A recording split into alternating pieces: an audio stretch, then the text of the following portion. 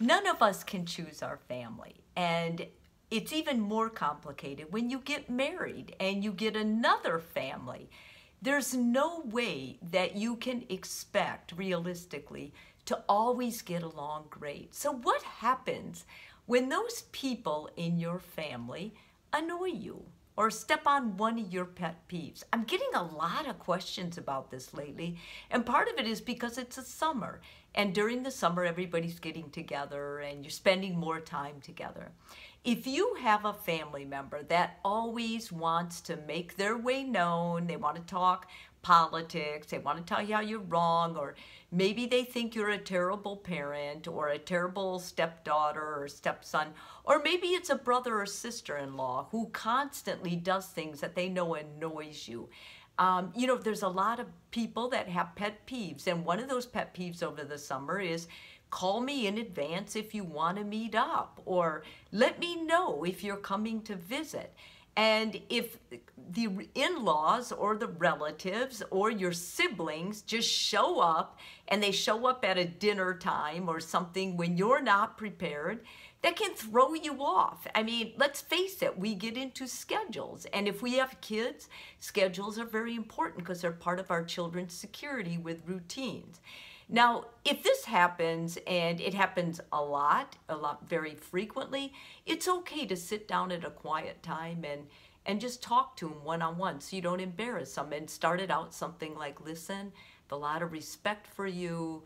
I really love you as a family member, but, this is really important to me, and explain why. And sometimes you'll see results right away, but sometimes you don't. And so what I'm going to tell you today are for those times when you don't get the respect you need. You may feel taken advantage of. You may feel put down. I think it's much wiser for you to control you, since you cannot control them. And part of controlling you is having control over what you say and what you do. Now, how can you prevent saying something you're later going to regret, or doing something impulsively in anger? Well, the first thing is calm yourself down. Take a big breath. When you breathe in and out saying shh, like a baby, like you're softening a baby's cry, it helps. It's the same muscles used to calm and laugh and have fun. And that shh, when you're breathing out, makes a difference. Secondly, try to accept the person that annoyed you. See them fully. When I say that, what I mean is try to understand that they're dealing with their own problem. I mean, nobody constantly annoys another person just because they want to. They're feeling threatened. They're feeling scared. Maybe they're anxious. Maybe something happened in their life that they feel ashamed of. Or maybe compared to you and your family, they feel like they never amounted to much. Try to extend the grace, the same grace you couldn't live without. Focus on that. Thirdly, always focus on loving your partner, your spouse more, and your children more than you hate the annoyance. And this has gotten me out of a lot of issues in my own family.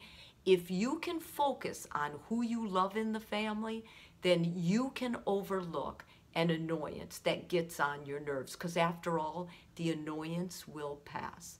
The love you have for your children will not, and your grace to that in-law or that family member is going to last much longer and be remembered as a kindness extended to them. And it's okay to let the other person be right once in a while. So they think the government should run like this. So they think this about what you should do with your money or investment. So they think your swimming pool should look like this. Let it go. What do you care? It doesn't matter what they think. You don't have to let them convert you. Just let them talk. Let them be right. Try to see the wisdom in what they're saying. There's usually a thread or two of wisdom in all this stuff. And lastly, give yourself permission to take care of you. If you have to leave the room, leave the room. If you have to run an emergency errand, get in the car and run an errand. Get yourself together. Do what nurtures and protects you so that you can continue nurturing and protecting your children and your partner without additional conflict that someone else was trying to pull you into. In families, more than anywhere else, it's important to remember you do not have to attend every argument you're invited to. And with that, enjoy the rest of the summer and enjoy those relatives and even feel challenged by the annoyance. Feel like there is something in here I can still work on, something in here I can still let go. It's not all about me, it's about us. Have a fantastic day.